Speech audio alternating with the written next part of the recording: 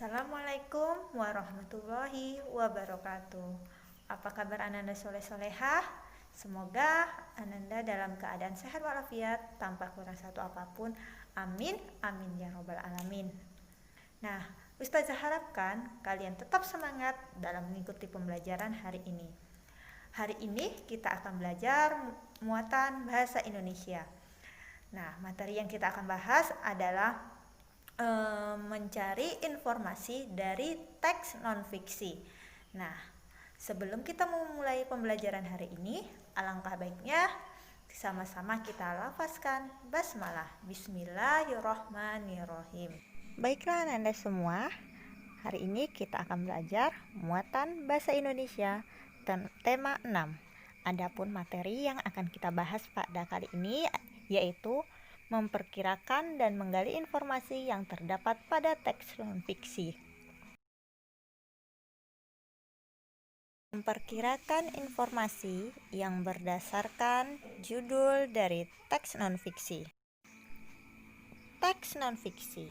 Teks non-fiksi adalah teks yang berisi informasi berdasarkan fakta, realita, atau hal-hal yang benar-benar terjadi. Contoh teks non-fiksi yaitu buku kesehatan, artikel, biografi seseorang, dan esai. Nah, Ananda semua, pernahkah kamu pergi ke toko buku? Biasanya, buku-buku yang ada di sana masih tersegel dengan rapi. Saat buku tersegel, kamu tidak dapat membaca keseluruhan isi buku tersebut. Kita dapat memperkirakan informasi yang terdapat dalam buku dengan cara membaca judulnya. Judul buku biasanya mencerminkan isi buku tersebut.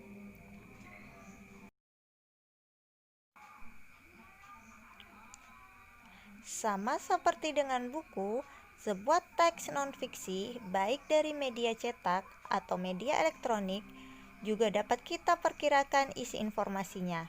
Caranya dengan membaca judul teks tersebut. Perhatikan judul teks non-fiksi berikut. Pola hidup sehat. Dapatkah kamu memperkirakan informasi dari judul tersebut? Nah, berdasarkan judul tersebut, kita dapat memperkirakan informasi seperti definisi pola hidup sehat, manfaat pola hidup sehat, dan macam-macam pola hidup sehat. Mari kita berlatih. Di sini ada beberapa judul teks non-fiksi. Yang judul teks, perkira isi teks. Nah, judul teks penyakit kulit. Perkiraan isi teksnya adalah penyakit kulit dan penyebabnya. Judul teks yang kedua, gejala pubertas. Perkiraan isi teks adalah pengertian pubertas, gejala pubertas. Judul yang ketiga, interval nada. Perkiraan isi teks adalah pengertian interval nada dan contohnya. Judul yang berikutnya, penghargaan terhadap jasa para pahlawan. Perkiraan isi teksnya adalah jasa para pahlawan dan cara menghargai jasa pahlawan. Dan judul yang terakhir, toleransi antar umat beragama. Perkiraan isi teksnya adalah pengertian toleransi dan contoh perilaku yang menunjukkan toleransi. Nah, Ananda, kita akan memperkirakan informasi bacaan sesuai kata kunci dalam judul. Kita dapat memperkirakan informasi yang terdapat dalam bacaan sesuai kata kunci dalam judul bacaan tersebut. Apa yang dimaksud dengan kata kunci?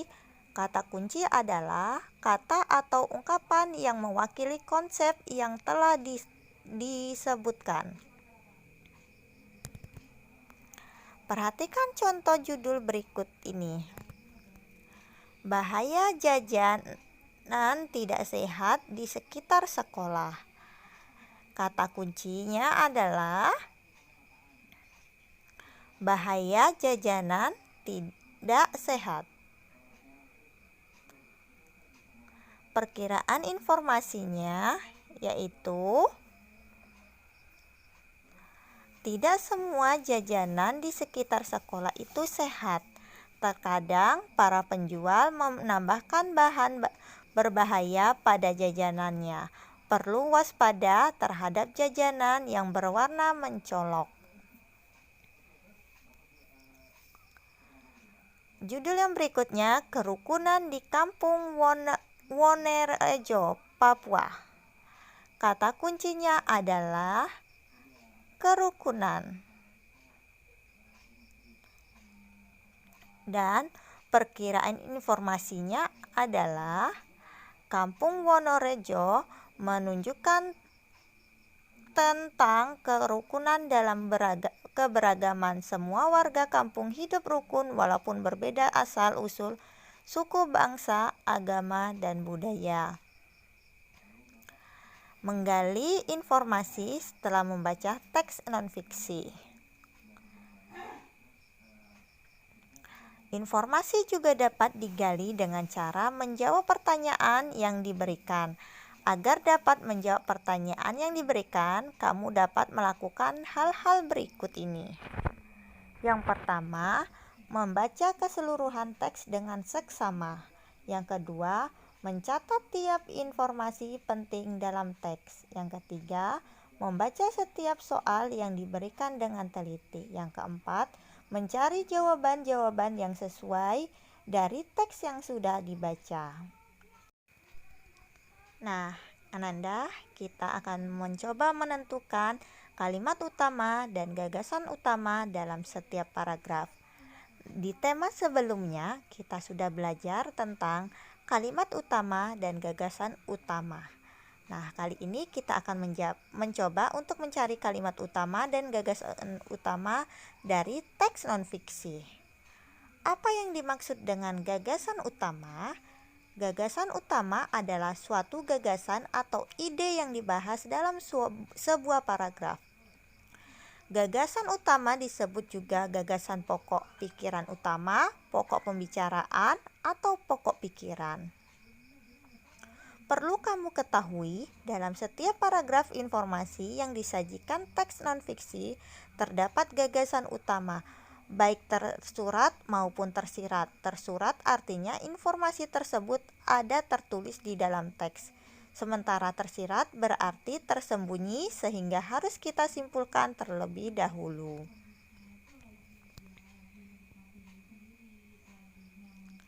Bagaimana mengetahui gagasan utama?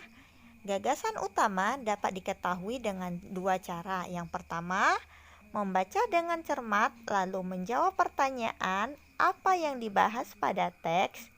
Yang kedua, menentukan kalimat utama pada setiap paragraf lalu menarik kesimpulan gagasan-gagasan utama setiap paragraf dan menyimpulkan gagasan utama teks. Apa yang dimaksud dengan kalimat utama? Nah, kalimat utama adalah kalimat yang bersifat umum dan mengandung gagasan utama. Ananda, kita akan mencoba menentukan kalimat utama dan gagasan utama dalam setiap paragraf. Perhatikan paragraf berikut ini.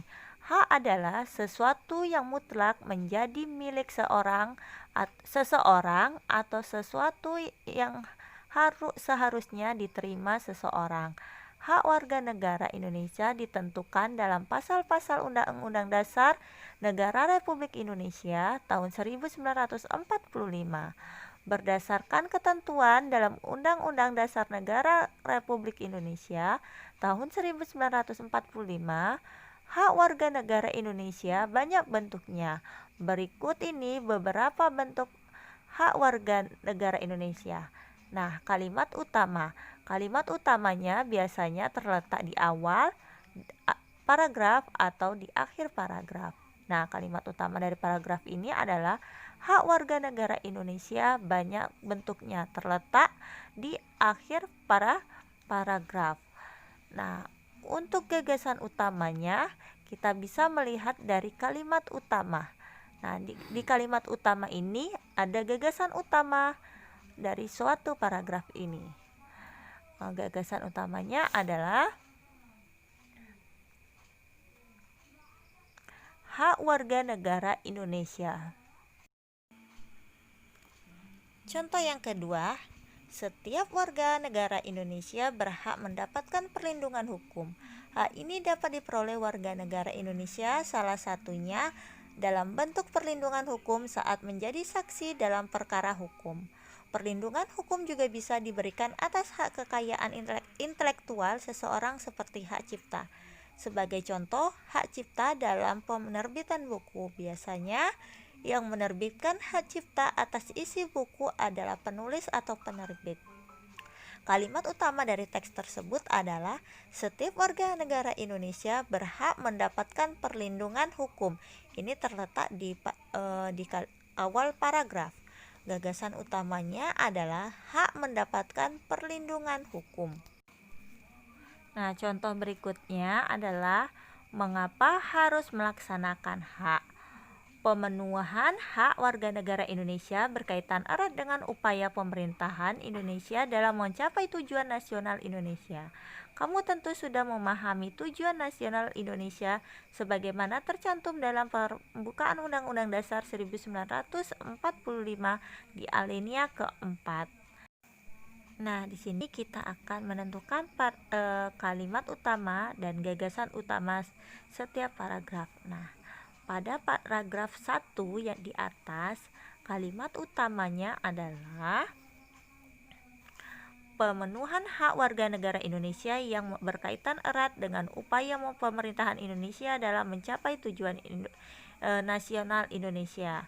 Sedangkan gagasan utamanya adalah pemenuhan hak warga negara Indonesia.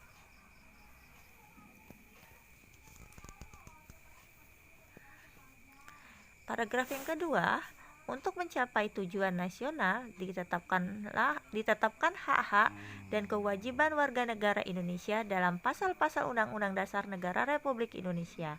Hak dan kewajiban warga negara Indonesia hendaknya dilakukan secara seimbang. Tidak boleh hanya melaksanakan kewajiban atau sebaliknya. Biasanya mendahulukan kewajiban daripada menuntut hak. Dengan demikian akan tercapai kesejahteraan dan keharmonisan hidup berbangsa dan bernegara. Nah, pada paragraf kedua, kalimat utama dan gagasan utama paragraf ini adalah kalimat utamanya adalah hak dan kewajiban warga negara Indonesia hendaknya dilakukan secara seimbang. Gagasan utamanya, pelaksanaan hak dan kewajiban harus seimbang agar tercapai kesejahteraan dan keharmonisan hidup berbangsa dan bernegara.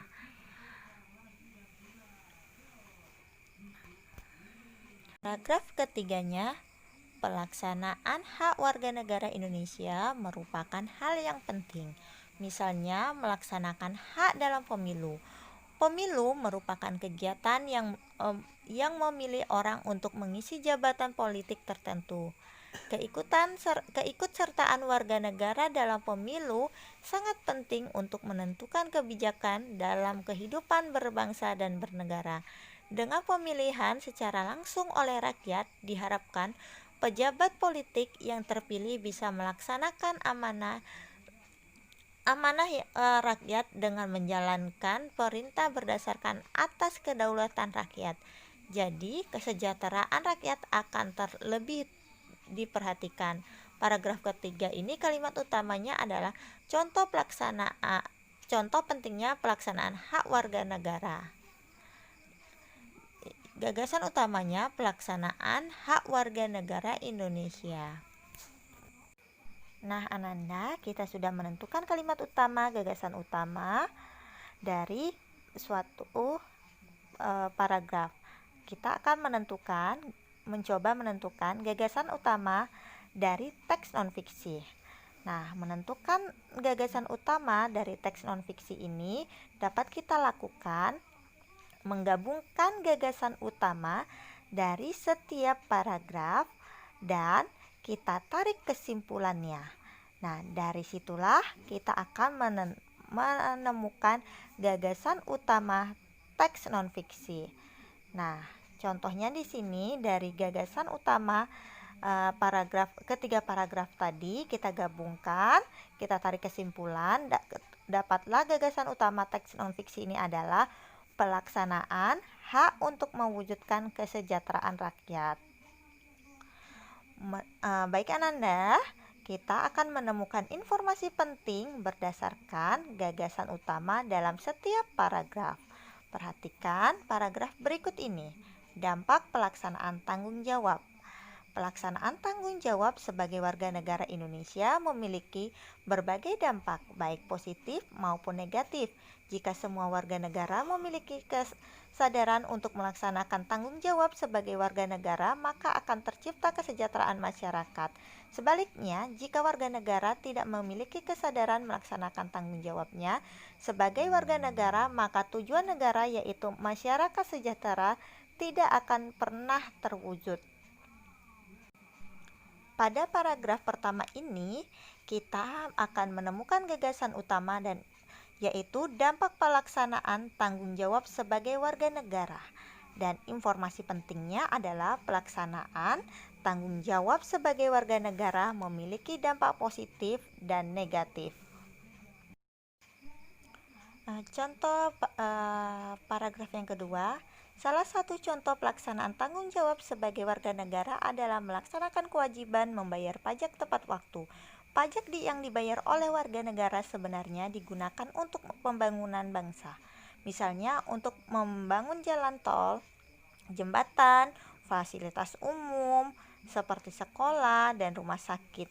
Jika pembayaran pajak dilakukan tepat waktu, maka bangunan akan berlangsung dengan baik. Hal tersebut akan meningkatkan kesejahteraan masyarakat. Jadi, melaksanakan tanggung jawab membayar pajak tepat waktu akan memberikan dampak positif bagi terciptanya kesejahteraan masyarakat. Gagasan utama pada paragraf kedua ini adalah contoh pelaksanaan tanggung jawab sebagai warga negara.